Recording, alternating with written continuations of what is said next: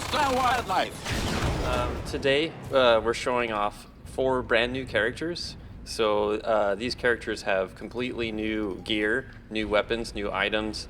They have new VO. They look different. They have different personalities. So they're brand new characters. They change the way the game's played. We're also showing off a new environment, a new map. It's a hydroelectric dam, and it takes place in a desert environment. And sort of along with that, along with a different map and different layout changes and stuff, comes a whole new set of wildlife. So different predators, different prey creatures, and that's going to affect the way both teams play the game as well. Detaching my head for recon. Please do not be alarmed. From a sort of design standpoint, you know, our goals with the characters was to completely change the way that you would play the game, completely change the strategies that a team would employ, and so a good example would be Bucket, where he's a support character. Hank, if you remember, one of the first characters, he had an orbital barrage. He could do a lot of damage, and he could capitalize on a monster getting hung up in a harpoon. But Bucket, on the other hand, has a UAV. It's a completely different thing. It doesn't do damage, right? But he's able to fly the UAV around the map. He's able to spot the monster earlier in a lot of instances and get the team on the monster's trail quicker. And so he's providing advantage. He's not doing the damage directly like Hank is, but he's providing means for the team to get to the monster quicker and do damage that way. So all the characters bring something new to the table like that. Lazarus is another good example. He's our new medic that we've shown, and he can bring people back from the dead. He's not very good at healing in combat. He can't do a lot of active healing while people are taking damage. Instead, he has to wait till people go down. He can cloak himself. He can run in, invisible to the monster, and bring people back into the game.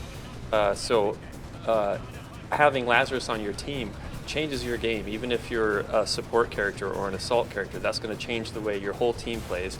And if you're monster fighting against that, it's going to change your strategies and who you're going to prioritize as well. So it's a big game changer.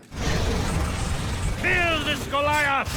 What we brought, in addition to the new characters and the new environment, we upgraded Goliath a bit.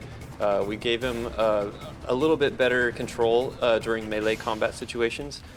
We also changed the way that he stages up. So players get a certain number of points to spend on abilities, basically, and so you can focus on abilities, 1 or 2 abilities if you want to. You can spread those points out amongst a variety of abilities, and what that allows players to do is, if they have a particular play style, if they have a particular ability that they really like, they can really make that powerful, but they do it at the cost of sort of diversity and having a lot of other ways to deal with things in the game. So for example, some of the guys real popular is to take as a level 1 monster, stage 1 monster, take and put all of your points into rock throw. So that your rock throw is like super powerful at a level 3 rock throw, but that's the only ability you've got because you've put all of your points into that one. So if you're a hunter and you get hit by that rock, it's really gonna hurt. But the monster doesn't have a way, like he doesn't have charge attack, which sometimes monsters use to get away.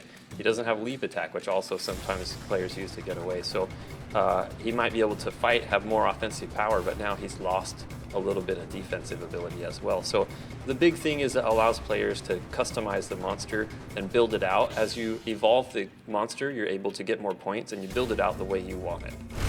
Suck on this, you bastards! Seeing gamers so excited and see the line so big, but also to see the game as a spectator.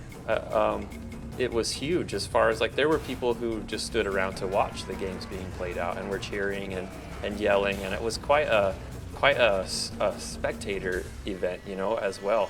And so that's really caught everybody off guard a little bit.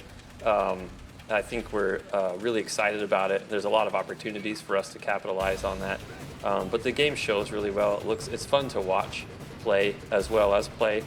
So that's a big one. And also we started to see already people attach themselves to characters and say, well, there were a lot of girls out there that said, I wish that there were other girls that weren't medics, right? And so we're super excited to show Maggie now because she's a female trapper character.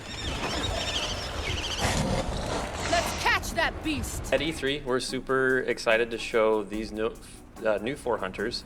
Hopefully people pick their favorites. You know, people have been asking about, are there going to be more hunters for a long time? Are there going to be more monsters? Are there going to be more modes and maps? So, you know, now we're able to say, yes, there's going to be 12 plus maps.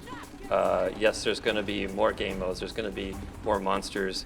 There's going to be more hunters. And now we get to show examples. And I think it hasn't been terribly clear to people, like, how different could a medic be, or how different would the support be. And so now hopefully people will be able to see, oh my gosh, it really changes the game a lot.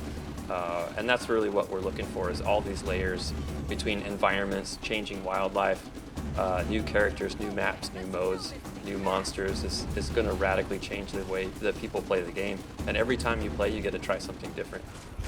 Watch Daisy. Follow her. Evolve will be out fall this year on Xbox One, PS4, and PC.